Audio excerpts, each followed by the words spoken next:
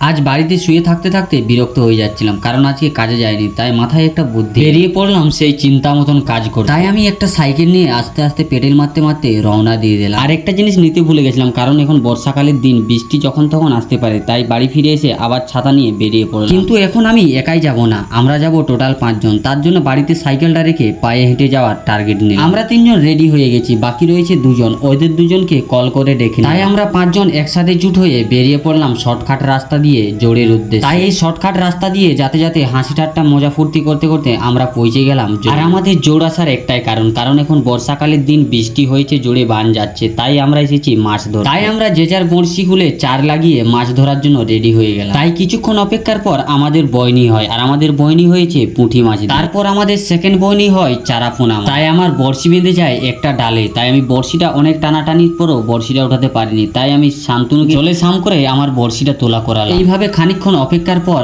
আমারও বড়শিতে একটা মাছ লাগে। আর এই যে কোথায় আছে না, যেখানে বাঘের বয়স সেখানেই সন্ধ্যা হয়, মানে আমি বৃষ্টির কথা চিন্তা ভাবনা করে ছাতা এনেছিলাম। ভাগ্যিস তো এই ঝড় বৃষ্টিতে আর ভিডিও কোনো বানাতে পারিনি। তো চলো ভিডিওটা এখানে শেষ করছি। সবাই ভালো থাকবেন, সুস্থ থাকবেন, সুরক্ষিত থাকবেন। Tata, bye bye.